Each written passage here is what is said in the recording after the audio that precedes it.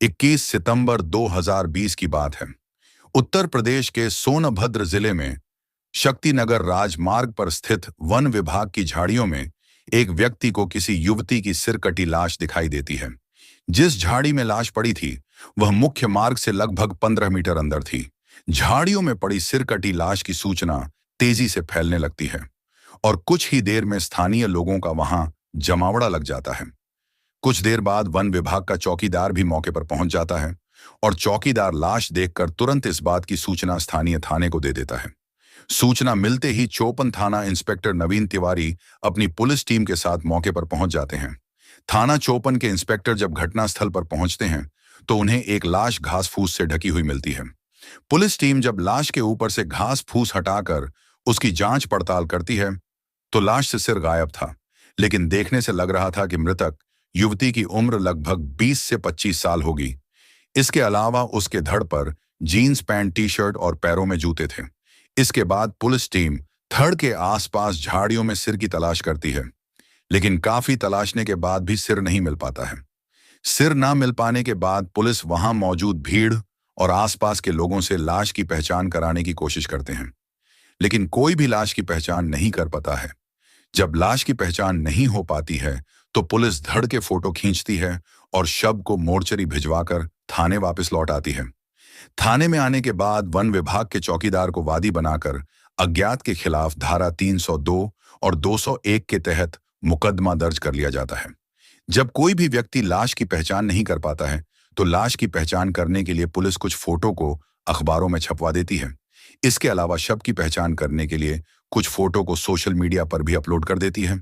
जैसे ही यह खबर सोशल मीडिया पर वायरल होती है तो प्रीतनगर के रहने वाले लक्ष्मी नारायण सोनी थाना चौपन पहुंच जाते हैं। लक्ष्मी नारायण सोनी जैसे ही चौपन थाना पहुंचते हैं तो वो फोटो देखकर कपड़ों और शरीर की बनावट के आधार पर उस धड़ की पहचान अपनी 20 वर्षीय बेटी प्रिया सोनी के रूप में कर देते हैं। पूछताछ करने पर प्रिया सोनी के पिता लक्ष्मी नारायण सोनी पुलिस को बताते हैं कि उनकी 20 वर्षीय बेटी प्रिया सोनी ने उनकी मर्जी के खिलाफ जाकर अपने पड़ोस में ही रहने वाले एजाज अहमद उर्फ आशिक से प्रेम विवाह कर लिया था और फिलहाल वह ओबरा में रह रही थी। लाश की पहचान हो जाने के बाद मृतका के बारे में यह अहम जानकारी मिल जाने से पुलिस राहत की सांस लेती है, लेकिन अभी तक प्रिया का सिर बरामद नहीं हुआ था। इसके बाद एसपी आशीष श्रीवास्तव जी मोर्चरी पहुंचकर प्रिया की लाश का निरीक्षण करते हैं और अगले दिन यानी 22 सितंबर को पुलिस टीम फिर से घटनास्थल पहुंचकर सिर की तलाश शुरू कर देती है। इस बार तलाशी के दौरान झाड़ियों में लोहे की रॉड और एक फावड़ा पड़ा मिलता है। फावड़ा मिलने से पुलिस सोचने लगती है कि हथियारों ने सिर को कहीं जमीन में गड्ढा खोदकर दफनाया होगा। इसके बाद पुलिस टीम फावड़ा मिलने वाली जगह के आसपास तलाशी शुरू करती है तो झाड़ियों से प्रिया का सिर मिल जाता है। दूसरी ओर पुलिस की एक टीम प्रिया के पति एजाज अहमद और उसके संपर्क में रहने वाले लोगों की एक लिस्ट बनाकर उनके नंबरों को सर्विलांस पर लगा देती है। जैसे ही उन सभी नंबरों की लोकेशन ऑफ कॉल रिकॉर्ड की जांच की जाती है तो प्रिया का पति एजाज शक के घेरे में आ जाता है। जब प्रिया और एजाज के मोबाइल नंबरों के कॉल रिकॉर्ड की जांच की जाती है तो घटना के दिन दोपहर में दोनों के बीच बातचीत होने के सबूत मिल जाते हैं। जांच में पता चलता है कि बातचीत के समय प्रिया की लोकेशन ओबरा में थी और बात होने के बाद प्रिया की लोकेशन ओबरा से होते हुए घटनास्थल तक पहुंच गई थी। दरअसल सड़क किनारे जिस जगह प्रिया की लाश मिली थी उसके दूसरे किनारे पर एजाज की टायर रिपेयरिंग की दुकान थी और एजाज यहीं पर अपने पिता के साथ काम किया करता था। आखिरकार पुख्ता सबूत मिल जाने के बाद पुलिस 24 सितंबर 2020 को शाम 5:30 बजे बग्घा नाला पुल के नीचे से एजाज अहमद को उसके साथी शोएब के साथ गिरफ्तार कर लेती है। थाने लाकर दोनों से सख्ती से पूछताछ की जाती है तो वे अपना अपराध स्वीकार कर लेते हैं और प्रिया की हत्या करने की वजह पुलिस को बताते हैं। दरअसल प्रिया सोनी का परिवार जिला सोनभद्र के थाना चौपन के मोहल्ला प्रीतनगर के वार्ड नंबर 7 में रहता था। प्रिया सोनी के पिता Lakshmi Narayan Kanhaiya sweet house and restaurant पर काम करते थे। इसी नौकरी से वह घर का खर्च चलाते थे।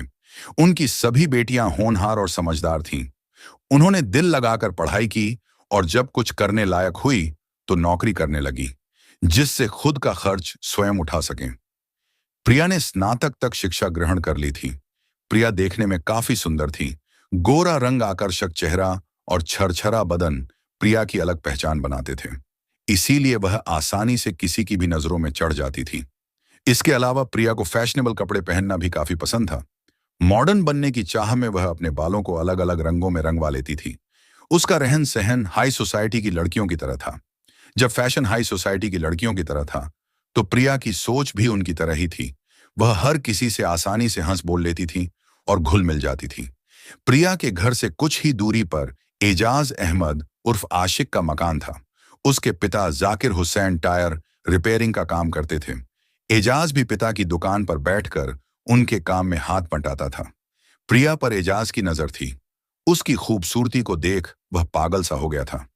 यह जानकर भी कि वह उसके धर्म की नहीं है, इसके बावजूद भी वह उसे पाने के लिए बेताब रहता था।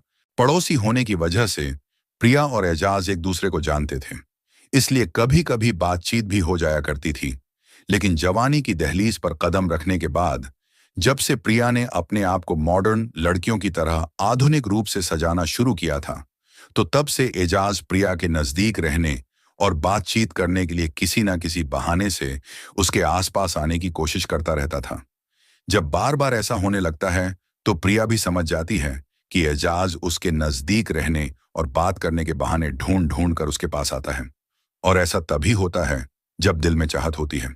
वह समझ गई कि एजाज उसे चाहने लगा है, इसलिए उसके नजदीक रहने की कोशिश करता है।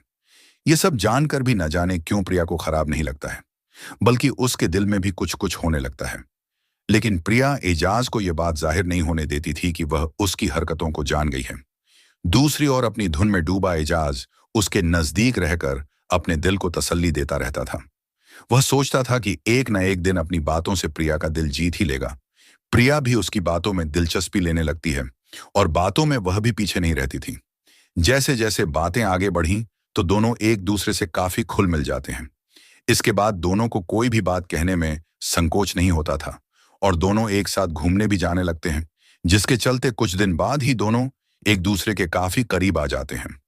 अब प्रिया एजाज पर विश्वास करने लगती है। साथ ही वह यह भी सोचने लगती है कि एजाज उसे हमेशा खुश रखेगा और कभी कोई कष्ट नहीं होने देगा।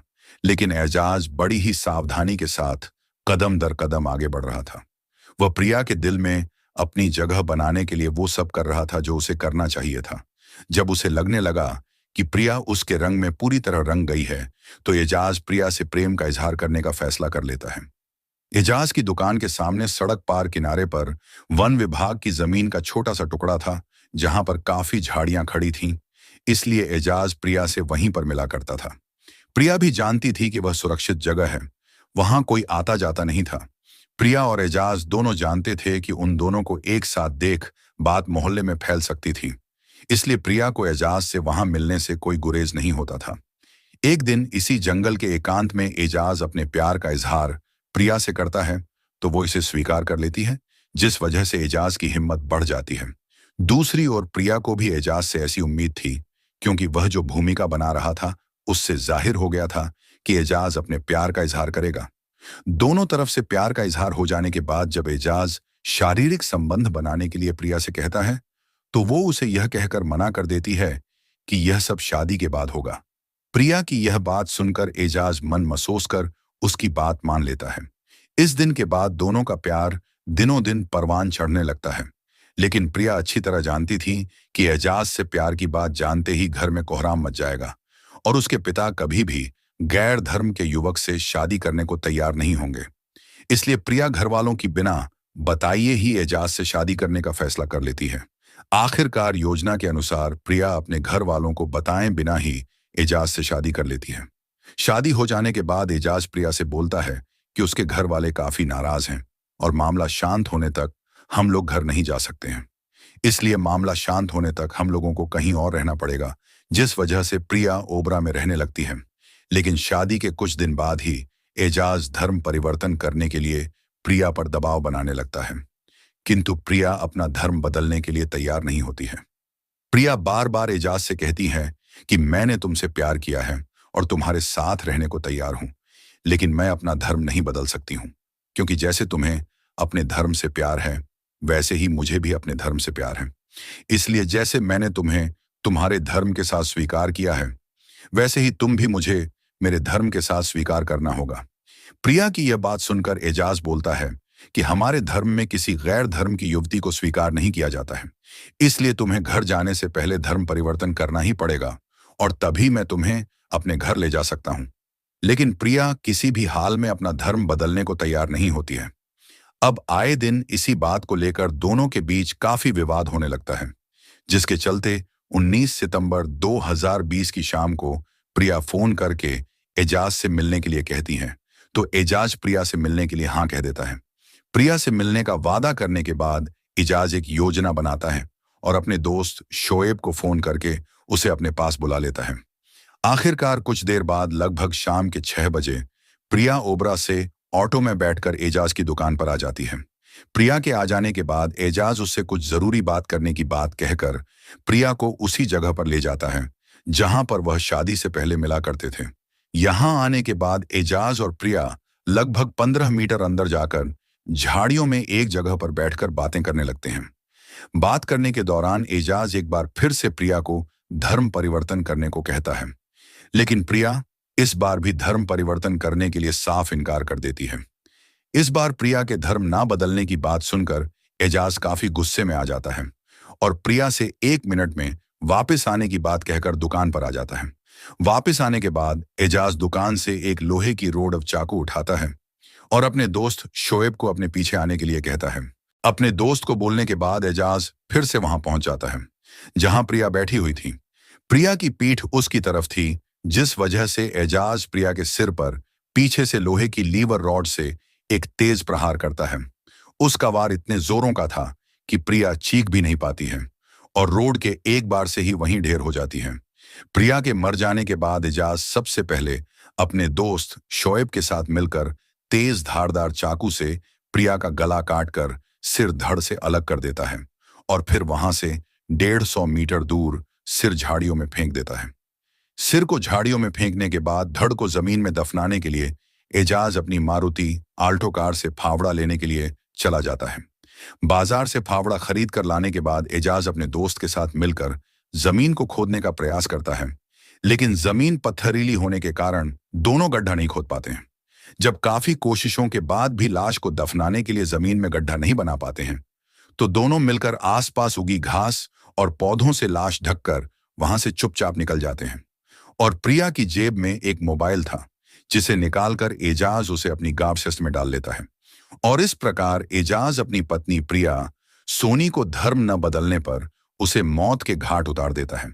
लेकिन पुलिस जांच और कॉल डिटेल के कारण एजाज और उसके दोस्त का प्लान फेल हो जाता है और पुलिस दोनों को गिरफ्तार करके जेल भेज देती है। एजाज ने जिस तरह प्रिया को अपने जाल में फंसाकर उससे शादी की और धर्म परिवर्तन की बात न मानने पर मार डाला। इस बारे में आप लोगों की क्या राय है? और हाँ, आप इस घटना के बारे में क्या कहना चाहोगे? कमेंट करके जरूर बताएं और वीडियो को लाइक करते हुए चैनल को सब्सक्राइब करके हमें सपोर्ट जरूर करें। तो मिलते हैं फिर किसी अगली वीडियो में किसी दूसरी कहानी के साथ। तब तक के लिए धन्यवाद।